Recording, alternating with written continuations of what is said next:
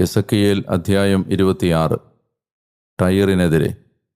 11-ാം വർഷം മാസത്തിൻ്റെ ആദ്യ ദിവസം കർത്താവ് എന്നോട് ഇപ്രകാരം അരുൾ ചെയ്തു: മനുഷ്യപുത്ര, ജെറുസലേമിനെക്കുറിച്ച് ടയർ പറഞ്ഞു, ആഹാ, ജനതകളുടെ കവാടം തകർന്നിരിക്കുന്നു, അതെനിക്കായി തുറക്കപ്പെട്ടിരിക്കുന്നു, അവൾ നശിപ്പിക്കപ്പെടും, അങ്ങനെ ഞാൻ സമ്പന്നയാകും. അതിനാൽ നാഥനായ കർത്താവ് അരുൾ ചെയ്യുന്നു: ടയർ, ഇതാ ഞാൻ നിനക്കെതിരാണ്. കടൽ തൻ്റെ തിരമാലകളെ എന്ന പോലെ ഞാൻ അനേകം ജനതകളെ നിനക്കെതിരെ ഉയർത്തിക്കൊണ്ടുവരും. അവർ ടയറിൻ്റെ കോട്ടകൾ ഇടിച്ചു നിരത്തും, ഗോപുരങ്ങൾ തകർക്കും. മണ്ണ് വടിച്ചുകോരി ഞാൻ അവളെ പാറപ്പുറം പോലെയാക്കും. സമുദ്രമധ്യത്തിൽ വല വിരിച്ചുണക്കാനുള്ള സ്ഥലമായി അവൾ പരിണമിക്കും. എന്തെന്നാൽ ഞാനാണിത് പറയുന്നത്, നാഥനായ കർത്താവ് അരുൾ ചെയ്യുന്നു. അവൾ ജനതകൾക്ക് ഒരു കവർച്ച വസ്തുവായിത്തീരും.